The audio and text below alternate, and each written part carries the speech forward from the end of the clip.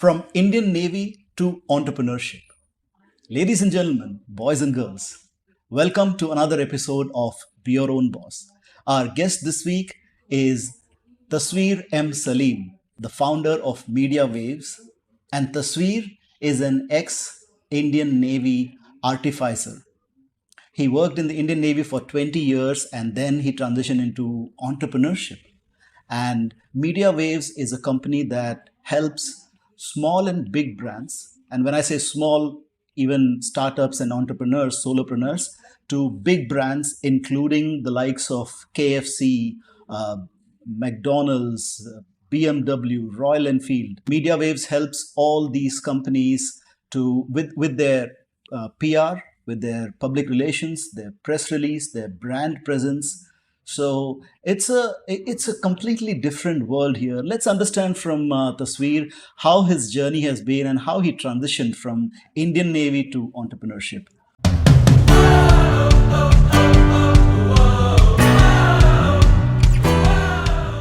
Tasveer, thank you Hi, so much for taking our time and joining us here on the Be Your Own Boss podcast. Welcome to the show.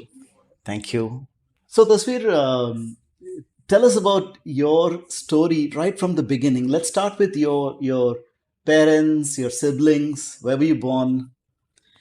Uh, I'm from Cochin, Kerala, Okay. southernmost part of India, and my father was a journalist. My mother is a doctor, and I have a elder brother and my wife. There's a family. Right, right. So your father was a journalist, and so did growing up as a child, did you have aspirations to become an entrepreneur one day? Not really during the initial time, but every time, yes, there was like have to do something of my own. So those things were there. Yeah. And yes, following my dad's journey only, I started, I turned into PR actually. Really? Okay. So because your father was into journalism, and then how? So later on you came into PR.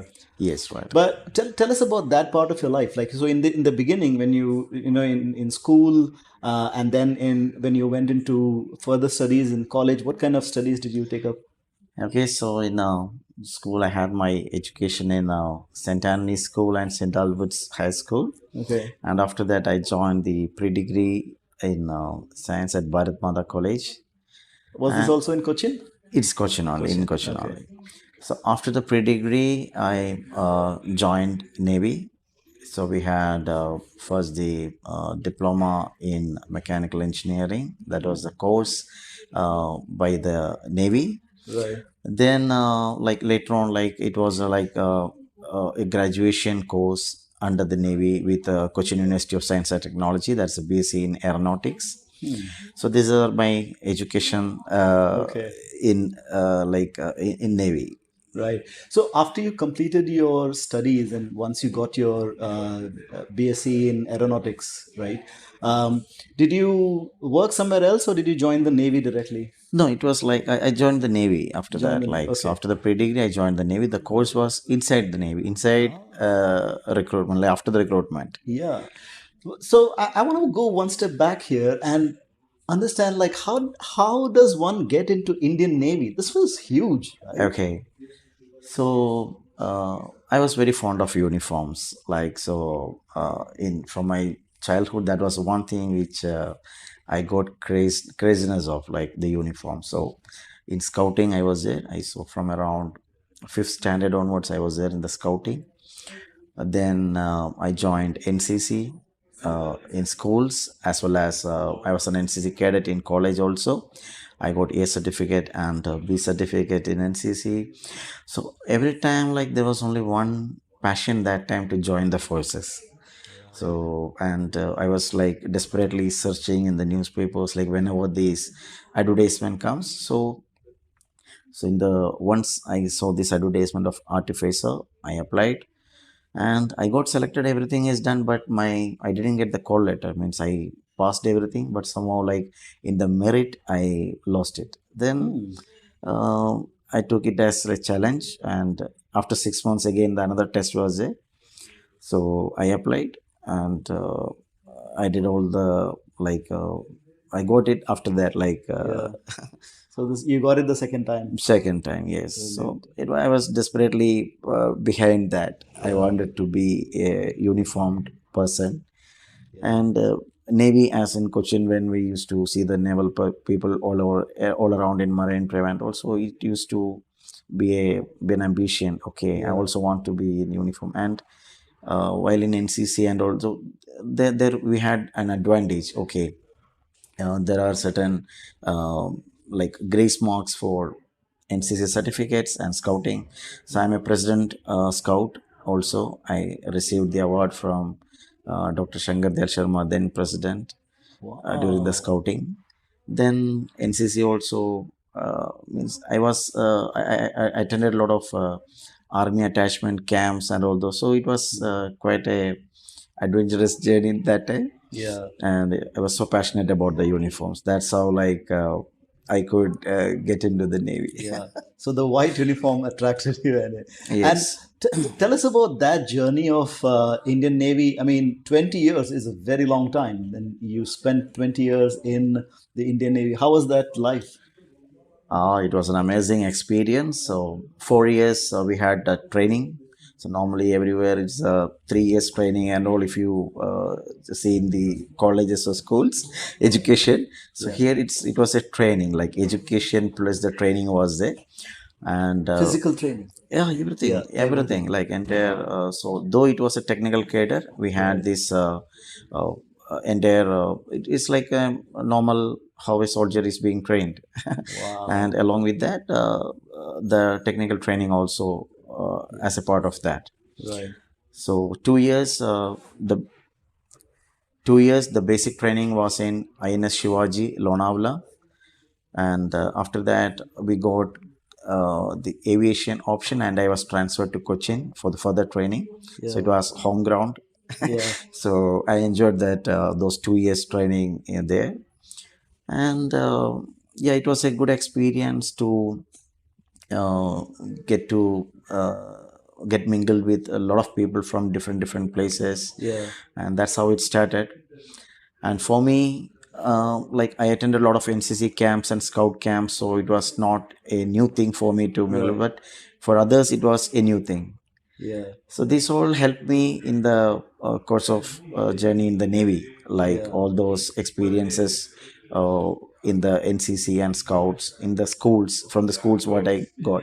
So, any particular incident or anything that comes to your mind now as what you when you look back at that naval journey? Yes, there are a few. Like one was like our aircraft was Kiran aircraft. So it used to we used to participate in the air shows. Okay, Hmm. so we had one air show in Mumbai, and I was the I was leading the advanced team over there. Right. The aircrafts landed in Mumbai Civil Airport, and the other supporting equipments and supporting manpower, which was coming from Goa, got delayed for a day, and we had the mission next day. Like we had to fly next day, and we didn't have any other tools or equipments or any other manpower. Myself along with other four juniors were there. So we thought like nothing to do. We'll go home now. Like tomorrow show will not be there. We can't fly Yeah. because that was the first day. So then our squadron commander came and asked, Salim, can we need to fly tomorrow? So then the question came, okay, now how? Yeah. Like so then we arranged everything from the civil airport. We ran around here and there, and we arranged the whatever required to make one aircraft fly for the next day, so that then later it can be done. Yeah. So that was one important thing in my life, like change means after that event, after that incident, the entire squadron, everybody like appreciated me like to for taking it to that level, Yeah. because it's a different place and no support, and we had to fulfill the mission, and we had to fly actually. Yeah. So somehow we managed everything, and finally we needed one certain documentation things and all to be done. So it was arranged in an aircraft and it was done. So once the next day morning we had the fly, like we had the flight for this particular For event, the air show. air show, and after landing the entire crew is coming after Oh, that. So then it was a kind of experience like yeah, when we talk about the crisis management and all. yeah, So we used to tell these stories. Okay, these are the actual crisis management what we did. yeah. And we had one detachment at Vishakhapatnam. From Hmm. Goa, we used to go to detachment in Vishakhapatnam, and we had some flying exercise, and we were supposed. Sorry, what's a detachment? What is it? Detachment means from our home base is Goa. Right. Our aircraft are based in Goa. Hmm. So from Goa, we went to Vishakhapatnam with our like 5, 6 aircrafts, and we used to have some exercise over there in Vishakhapatnam, and then we come back after 2 weeks like that. So during this period, at the last day, everything was done. We had a bird hit. Bird So hit. a kite, a big kite, and like it got hit in the engine Yeah. of one of the aircrafts. So then it got like we were supposed to move back that day, and it is an outstation. We don't have the entire engine support or equipment support, anything there to change the engine, because Right. if such kind of bird it happens, then the engine has to be removed and another engine has to be replaced. Then only the aircraft can fly back to Goa. Yeah.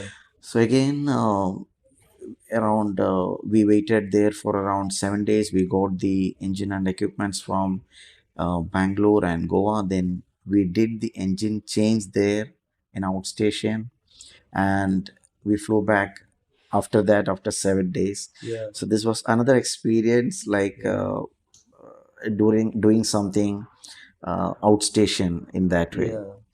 And So arranging things, and both these incidents looks like there are, I mean, you were at a away from home location, outside exactly. location, and situation was that you didn't have the equipments, you didn't have the tools, but still you managed to gather things around and still managed to run the show. Right.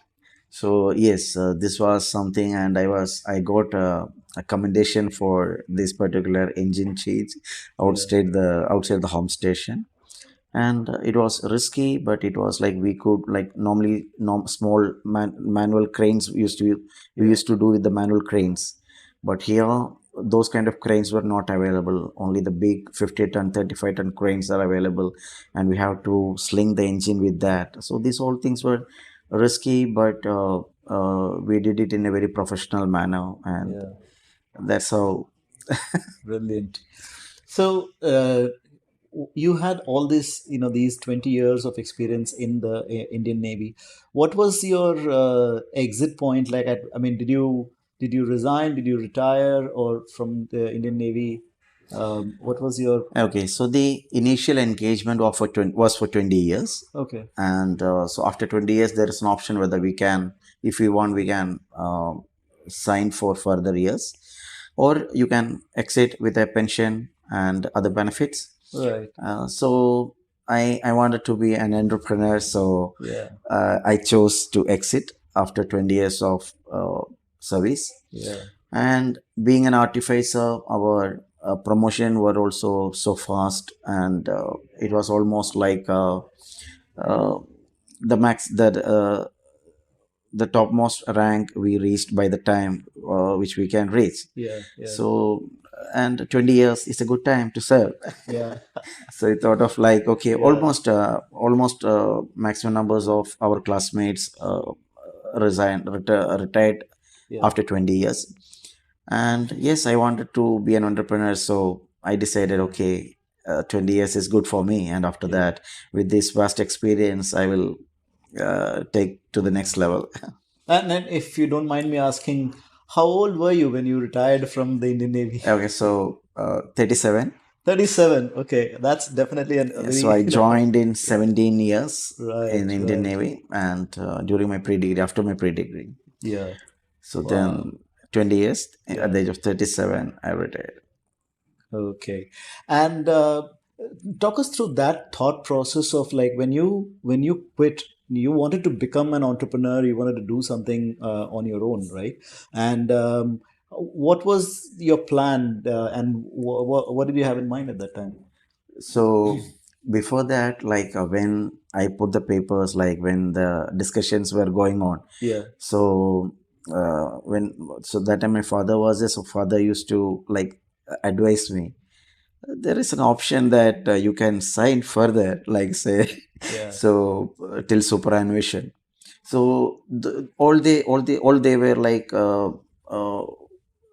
employee minded, or maybe they wanted to me to be in a secure position. So people looks in that way, it's a good job, good salary, good position, everything is fine, Yeah. why this guy is leaving.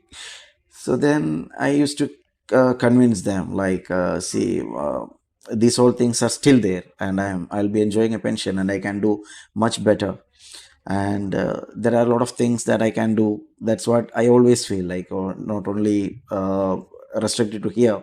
Mm. But yes, my passion is towards, means I realized that I have a passion towards entrepreneurship, and I want to do something of my own. Yeah. So yes, that's how.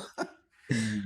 And how? What about the financial part here? I mean, once you retired, you keep getting your pension, but Yes. then you to launch a business, uh, you need the capital and things like that. So, how did you manage that? Did you have your own savings and Yes, things so like that? initially, so from the fund which I got from the Navy, I utilized that to initial branding and all those stuff.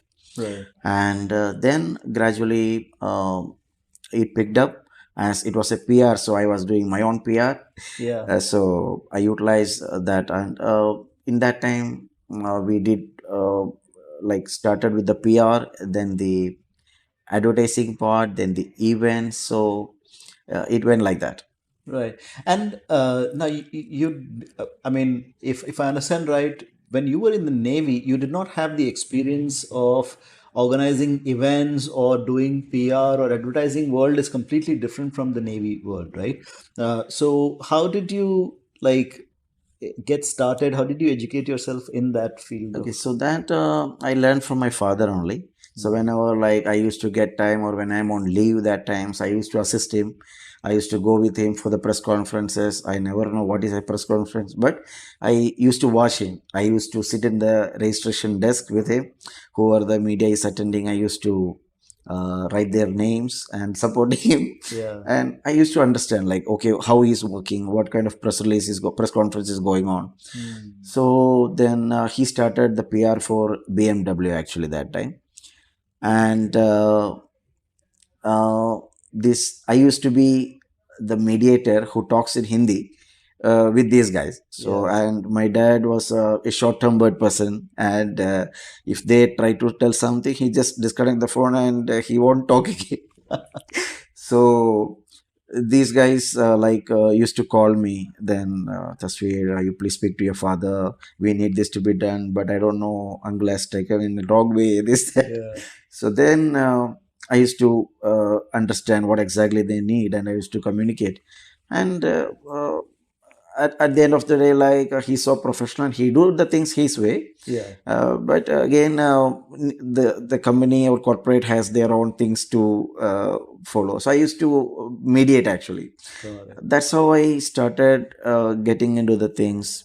And Great. once they had a requirement in Goa, Hmm. so that time they approached like, oh, Tasveer, we have a crisis. We need to launch this 3 series here in Goa. So can you support?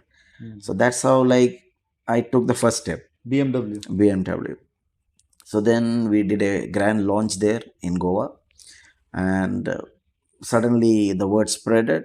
There is a guy called Thasveer, son of Mr. Salim. He is into PR. So I started getting assignments from the next day. So the basic principles and whatever we learned from the Navy, like it has given immense courage to do the things. Might be like the names might be different, like but all the things like what we do, like we call it PR here maybe, or licensing, or so all these things we have done there in some or other way. It's not Yeah. necessary that like for example, we handle recruitment, we handled technical, we handled crisis management. So for example, we used to do uh, the crash and salvage pr- part also. Like say for example, the real crisis management. Okay, Mm. say one aircraft is landing. I will just explain one scenario. Sure. So one aircraft is landing and it got tire busted. One service aircraft, one in Goa airport, and we got means we have literally 2 minutes to either change the tire and tow the aircraft out, or sling the aircraft and move it out from the runway, because the other aircraft which is about to land might be out of fuel, and with a lot of passengers it is landing. You have only 2 minutes in your hand. Either you change the tire in 2 minutes and move it out, or you sling it out. So this is a kind of crisis management, and with all kind of, like you can say, full focus and the presence of mind, and the responsibilities what we were handling. Mm. So this kind of backgrounds we have actually. So we all face these things. Yeah. So normally it says like a soldier's CV is on his chest with the medals and all. Yes.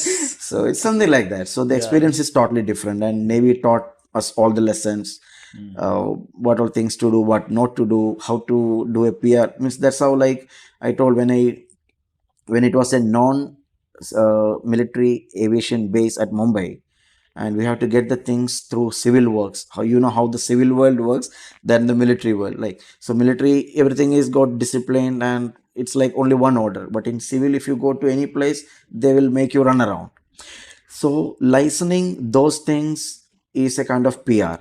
So we did those things in that way, Yeah. and that was a basic PR. And yes, so we used to organize events. We used to organize small events, small parties, small sports events, in big sports events and all, because nobody comes from outside there. There is no event manager from outside. We Yeah. all do the things. Today it is the anniversary celebration. We have to organize that. Today it is something Independence Day celebrations. We have to organize that.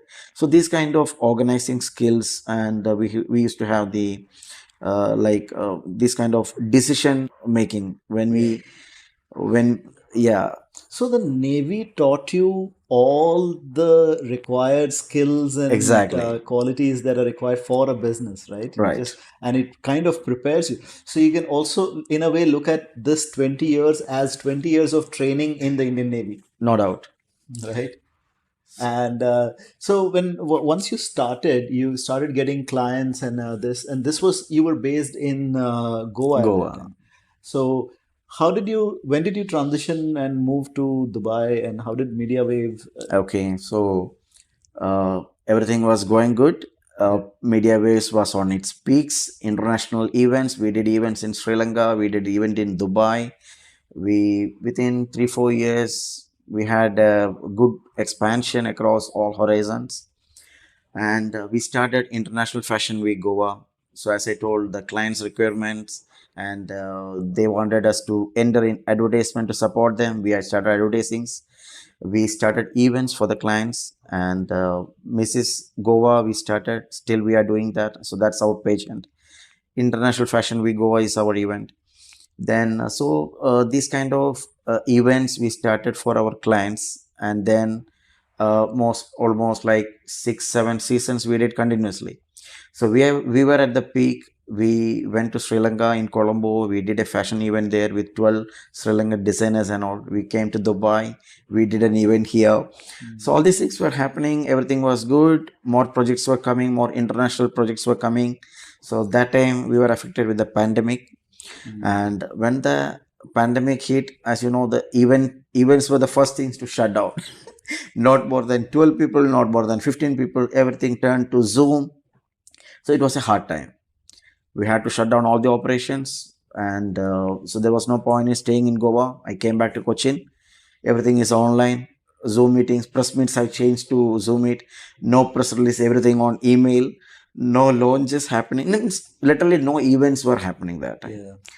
So those 2 years, like I was just waiting. I deviated into trainings. Like in meanwhile, I took over as the CEO of one training organization called SkillMap, and then one another training organization based out in Oman, Muscat, that is Traces. So these were the two areas wherein, like, in between, I switched over. Then I was waiting for an opening, and Dubai was the first place to open up, and After COVID. after COVID. Yeah. And I got an opportunity here, like in a month of I think 2 years back, October. Yeah. So there was an event happening, and I got a connection with that, and I gave my notice to training company which I was working. Yeah. I told I'm going for this event and I'll come back, but definitely I'll be looking forward to move to Dubai for maybe in another 1 or 2 months. So they told okay, and they told just okay, you find some other person and train him, and you can. So meanwhile, I decided in my mind. So till the time, like a soldier's mind, only in India I will be working. These are the things in my mind, and I don't want to go abroad. Even if it is like short term visits are okay, but I wanted to stay in India. So these were the things in my mind. But when these things happened, I decided okay, Dubai has opened up and events has got good scope, and I got an opportunity. So I did that event. And during that event, I met one person who is the chairman of Champions Group, whom I was knowing from Goa. So he offered me whether could you take charge of the fleet of my yachts here in Dubai. I told, yeah, why not? Yeah. So I didn't know anything about the yachts. Yes, I was knowing something about the ships in the Navy, but the yachts and yacht charter was totally a new thing. So, as I always follow Sir Richard Branson, so as he says, if you get an amazing opportunity and you don't know about that, you learn it, you accept it, and you learn it. So, I accepted it first. I told, yes, why not? I can. And December, I came to Dubai, and I started the yacht charter operations. And I learned, I am a quick learner, and I learned it very fast. And 3 4 months we did the yacht charter business, and then I thought like now it's the time to, means that entrepreneurship thing was there still inside, right? So I had to start my own something. So I thought okay, business is good, and I think I can start my own. So I requested the chairman that I want to move out and I want to start my own business. So he agreed, and I moved out. I got an investor, and I started the yacht charter business. The yacht charter business. And was it still also under Media Waves brand, or was it different? It's under Vox Yachts. Okay. So they were the investors for that. Got it. So parallelly, I expanded Media Waves here in Dubai. Got it.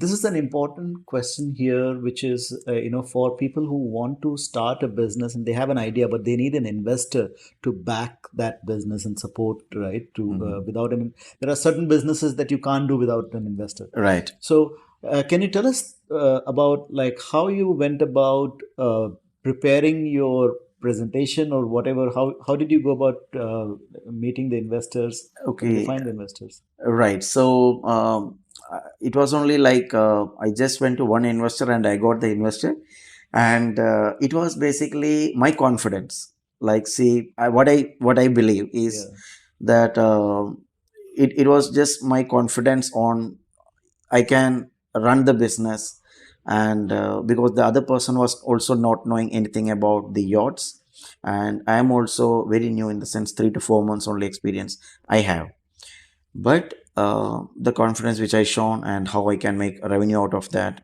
so I could convince the investor on that. Was it a huge investment? Because yachts, so Yes, you have of to course it buy was. yachts and lease them out? Yes, it was leasing. So Right. we took it on lease and then we operated it. Okay, okay. And you have introduced this concept of having business meetings on yachts here. Yes. So tell us about that. How did that idea come about? And Yes, so the first thing I understood in Dubai is networking is the basic key to any business. And being in the yacht charter, I was trying to figure out like how I can engage the yachts even in the weekdays, even on morning time, because normally during the sunsets and during the weekends it is totally engaged. But to increase the bookings, so I was planning of my own activities. That's how like this business networking cruise, the concept started. And one day I thought of like having some breakfast cruises with some days like fishing trips, and one day of the business networking cruise.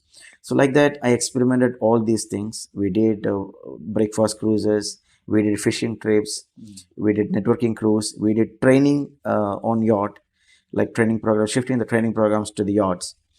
And somehow this concept of business networking on a cruise, like I wanted to make it a regular event. And in the starting there were a few people, 10, 15, 20. Now it is like if we book a yacht for 60 packs, it is houseful for 60. Wow. And people are asking when is the next, when is the next, like that. So this is like nobody is doing this kind of business networking on a cruise.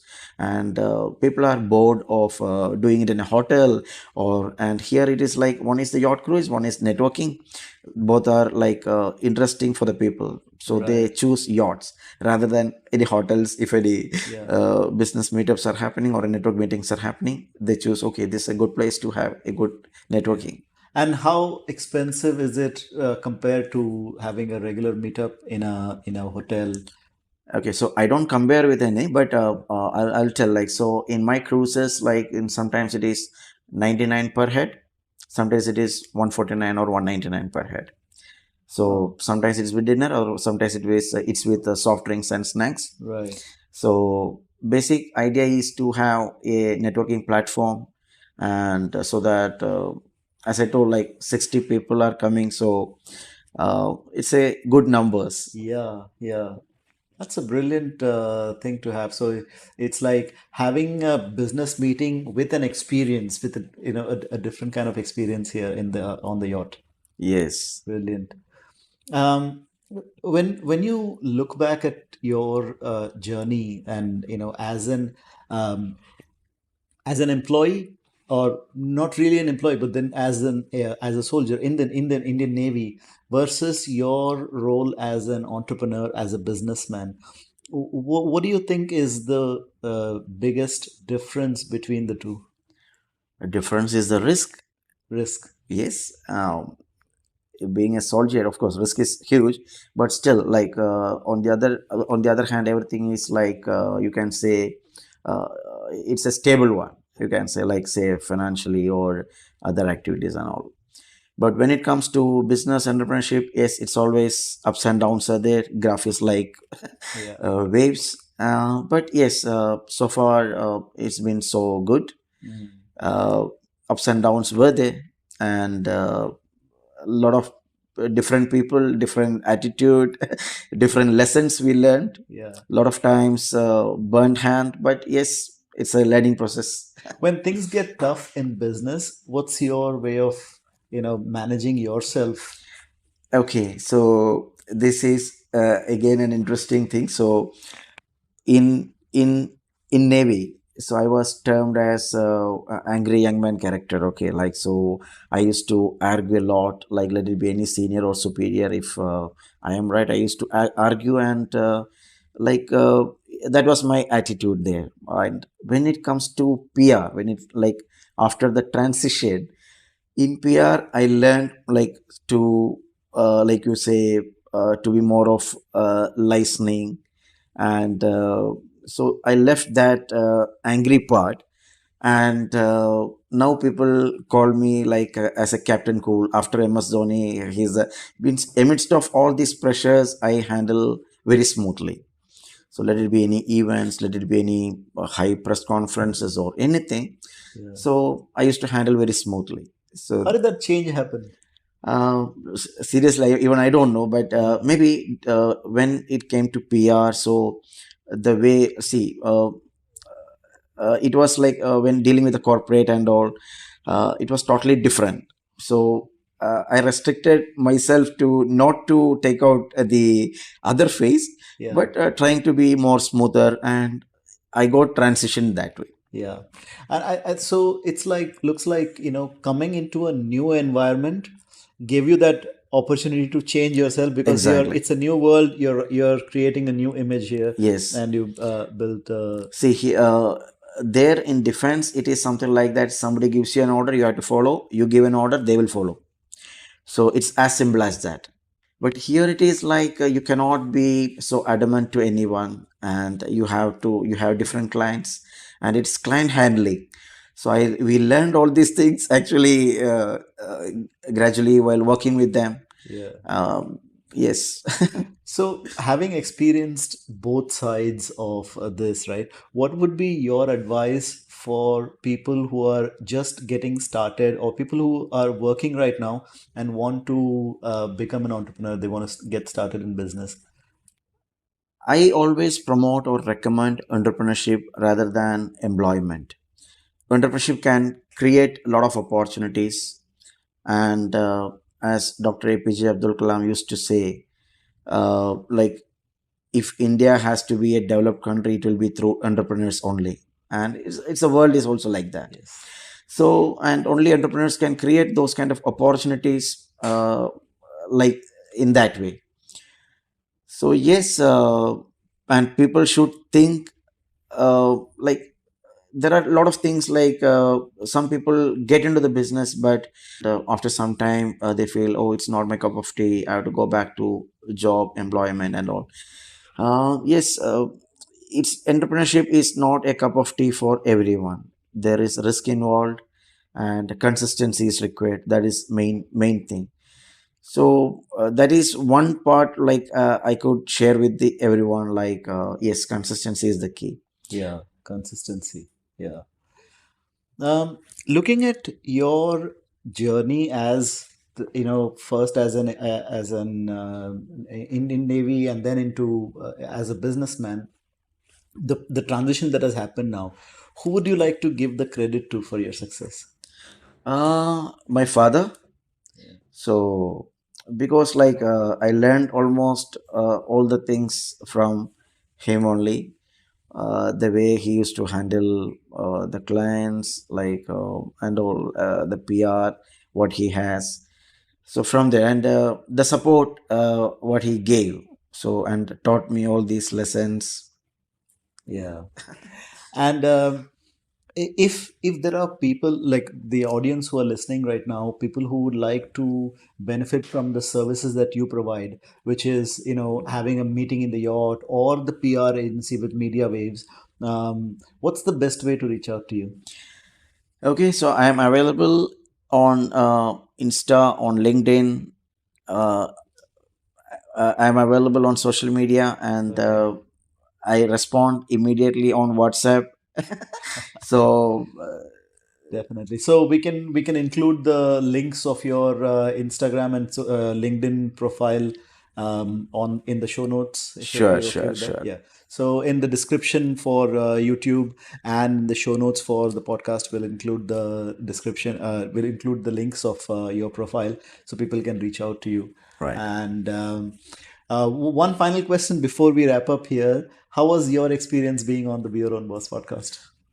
Super. Like I used to follow Sir Richard Branson and a lot of other entrepreneurs, and I used to listen to the motivational speeches and all.